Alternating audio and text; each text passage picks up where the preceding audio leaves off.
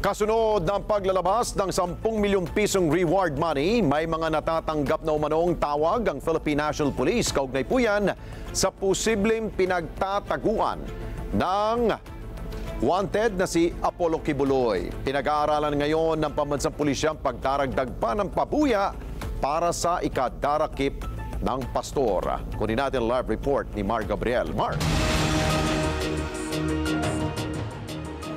Alex, maingat na biniberipika ngayon ng Philippine National Police yung mga natatanggap nilang impormasyon kaugnay nga dito sa posibleng lokasyon ni Apollo Kibuloy. Posible raw kasi na ilan sa mga ito ay layon lang iligaw at lituhin ang mga operatiba. May mga tumawag po doon sa hotlines at after po natin may announce po yung reward ay marami pong nagbigay ng information. Kaliwat kanang tawag ang natatanggap ngayon ng Philippine National Police kaugnay sa posibleng pinagtataguan ni Apollo Kibuloy. Kasunod yan ang inilabas na 10 milyong pisong reward para sa sino mang makakapagbigay ng impormasyon na makakatulong sa pag-aresto kay Kibuloy. Pero ayon sa PNP, daraan pa ito sa masusing beripikasyon.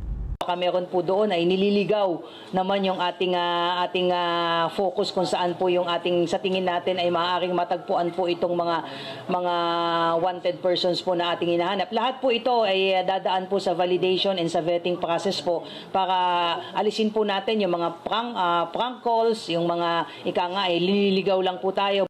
Bukod sa 10 milyong pisong pabuya kay Kibuloy, nag-alok din ng tigi 1 milyong pisong reward ang DILG para sa mga kapwa-akusado nito na sina Crescente, Pauline at Ingrid Canada. Gayon din kina Sylvia Semañez at Jacqueline Roy. Ang kampo ni Kibuloy, una nang kinuwestiyon ang legalidad ng pag-aalok ng pabuya ng gobyerno mula sa mga pribadong individual. Pero ayon sa PNP, walang mali dito. Katunayan, pinag-aaralan na rin daw nila ang pagdadagdag pa ng reward upang makatulong sa mabilis na pag-aresto sa mga sospek.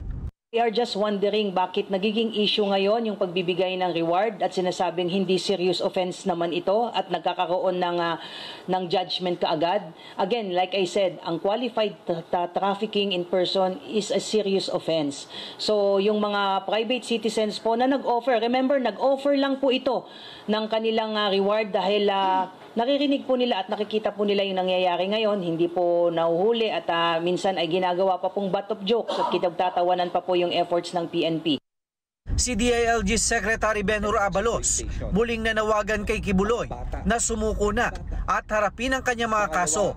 Hinikayat niya rin ang lahat na makipagtulungan sa pagtugis sa mga sospek upang mapanagot sila sa batas.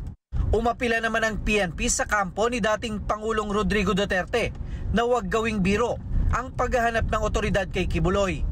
Sa harap ito ng pahayag ng dating abogado nito na si Attorney Sal Panelo na joke lang umano ni Duterte na alam nito ang pinagtataguan ni Kibuloy. Huwag po nating kalimutan na yung kabilang parte po na sumisigaw po ng hustisya, may mga batang allegedly, di umano, ay minolestya at naging subject for trafficking. This is very serious matter po, very serious offenses po.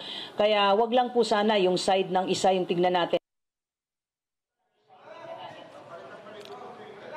Alex, sa ngayon wala namang natatanggap daw na kumpirmasyon ng PNP sa impormasyon na posibleng nakalabas na nga sa bansa itong si Kibuloy at ngayon ay naglalagi sa China. Base daw sa kanilang mga nakukuhang impormasyon ay nananatili pa rin ito sa bansa. Samantala sa mga may impormasyon kaugnay dito sa posibleng lokasyon itong mga ni Kibuloy at yung mga kapwa-akusado na hinahanap ngayon ng otoridad ay maaari daw tumawag sa hotline ng PNP sa 117 o di kaya ay sa 911. Alex? Okay, Mar, nabanggit na ba ng PNP kung ano ang composition ng arresting team na siyang tutugis dito kay Kibuloy? Alex, nung una pa lang meron ng binuo na task force itong PNP CIDG na nakapokus nga sa paghahanap dito sa tinutugis na si Kibuloy at doon sa 5 pang mga kapwa-akusado. Pero base naman doon sa warrant of arrest, Alex, kahit sino na mga otoridad ay inuutusan ng korte na tugisin itong mga nasa loob ng warrant of arrest. Alex? Doon sa usapin ng reward money, Mar, paano tayo makakasiguro na itong perang ito ay hindi mapupunta sa mga alagad ng batas? Dahil nga, usual nga, di ba, magugulat na lang tayo, nakatakip yung muka at hindi natin batid, hindi naman nila pinapakilala kung sino yun, pero ito po ba'y nalalaman ba ng publiko na yung tao na yung bang rightful na nagbigay na impormasyon para sa ikadarakip ng isang hinahanap ng batas?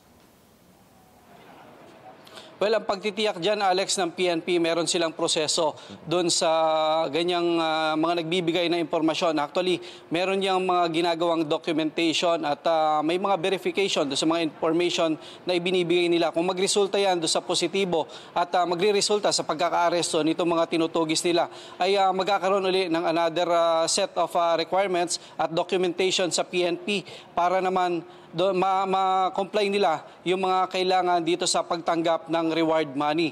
Bagaman hindi yan inilalabas, Alex, sa publiko dahil na rin sa kapakanan ng seguridad nitong mga taong ito. Pero ang tinitiyak ng PNP sa lihitimong mga tao na nagbibigay ng lihitimong impormasyon, mapupunta itong pera na ito at hindi sa hanay ng mga operatiba. Alex? Okay, maraming salamat sa iyo, Mark Gabriel. Mata natin sa Campo Crame.